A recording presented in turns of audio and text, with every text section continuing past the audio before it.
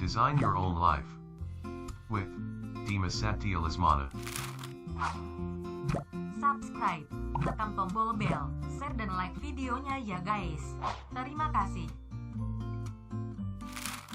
Sukses itu memang harus direncanakan. Karena orang yang tidak berencana sukses seperti berencana gagal. Toh, ini. Tetapi kalau kita rencanakan kan belum tentu sukses. Betul. Yang punya rencana saja belum tentu sukses, apalagi yang tidak punya rencana. Oke, nah sekarang yuk kita lihat esensi dari target. Niat awal mengapa kita harus punya tujuan. Ya, oke.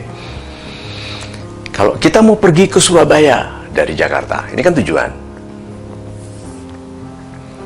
Kalau ada jembatan yang putus di sana, apa yang kita lakukan? Kan terhalangi dalam perjalanan. Apa yang kita lakukan? Cari jalan lain. Tujuannya sama. Itu loh. Orang kalau tidak punya tujuan dalam hidupnya, kejadian yang tidak disukainya sehari-hari bisa membuat dia lupa mau kemana. Karena dia tidak punya satu tujuan yang membuatnya berorientasi dari sudut manapun ke situ. Makanya rencana itu harus akan tercapai. Tidak ada yang bisa menjamin, itu bagian dari yang gaib di masa depan. Tetapi kalau kita tidak punya tujuan, yang terjadi dalam keseharian kita membuat kita kehilangan arah. Oke, jadi tujuan utama, esensinya adalah bahwa tujuan itu dibutuhkan supaya dalam penyesuaian diri kita terhadap yang terjadi dalam keseharian tetap mengarahkan kita pada yang kita impikan atau yang kita cita-citakan. Dah, satu lagi. Orang yang punya tujuan lebih hemat menggunakan apapun karena tidak ke sana dulu, karena dia jelas ke sana. Maksud dari lebih hemat menggunakan apapun terutama adalah menggunakan hidupnya. Hidupnya tidak diboroskan untuk ini, untuk itu, untuk ini, untuk itu. Hidupnya lurus ke arah yang diinginkan. Ini loh yang disebut sukses semudah mungkin. Sukses semudah mungkin itu bisa 40 tahun, bisa 50 tahun. Bilang, loh, kok 50 tahun sukses Pak Mario? Ya, untuk orang biasa 400 tahun. Orang ini 60 tahun mencapai yang dilakukannya, tapi kebesaran dari yang dicapainya membutuhkan orang biasa yang nggak fokus 400 tahun. Itu namanya sukses semudah mungkin. Tuh. Gampangnya ya memang oke, 30-an sudah sukses, oke, 40-an sudah sukses. Tapi yang penting adalah besarnya yang dicapainya. Nah, besar yang dicapainya ini berarti besar kemanfaatannya bagi sesama, bagi perlindungan alam, bagi pemuliaan ciptaan Tuhan. Ini besar.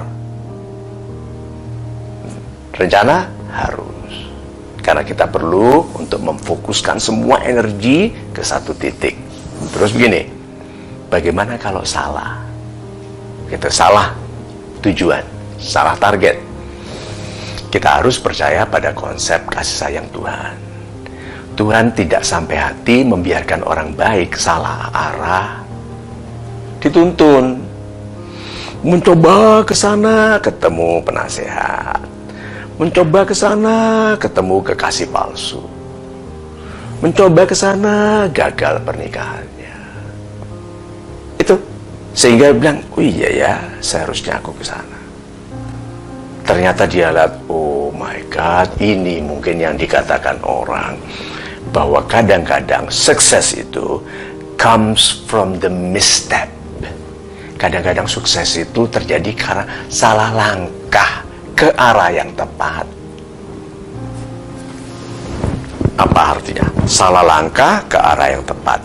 Salah langkah karena itu bukan maksudnya. Ke arah yang tepat, arah yang dimaksudkan Tuhan baginya. Salah langkah karena maksud dia mau ke sana. Tapi karena dia disayangi sekali oleh Tuhan, disalahkan. Misstep. Jadi jangan kecil hati kalau salah langkah.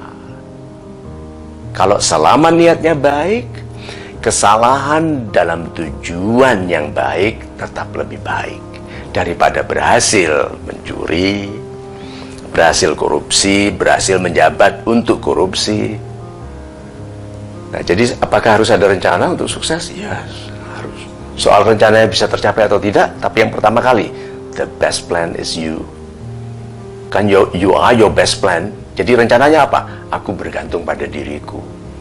Kalau aku tidak punya rencana pun, aku akan sukses. Contohnya saja, orang yang pintar main bola akan hidup di seluruh dunia.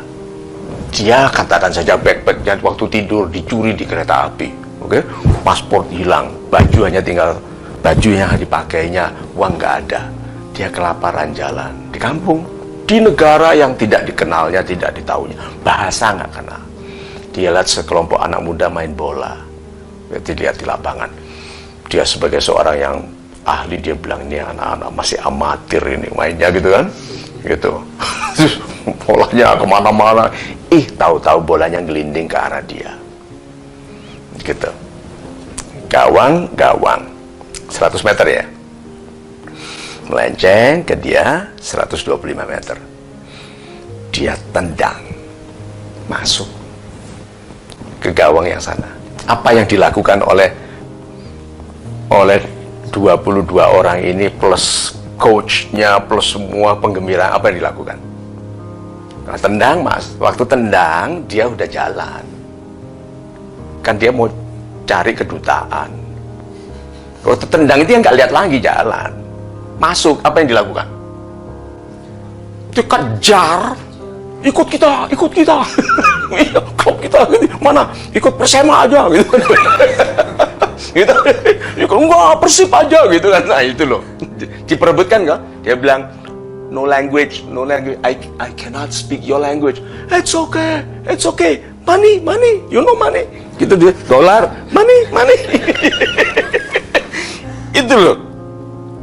Berarti anak muda itu harus betul-betul punya kemampuan yang dihargai orang dimanapun dia berada. Coba bayangkan, kalau katakan kemampuan itu bisa dihargai sekali di Magelang, ya, hebat sekali di sana, di Mojokerto, atau dia memang mau mendirikan K-pop, band K-pop Kediri, gitu. Itu bisa. Dan jadi kalau gitu, sukses harus direncanakan, dan rencana terbaiknya adalah kualitas pribadi Anda. Gitu.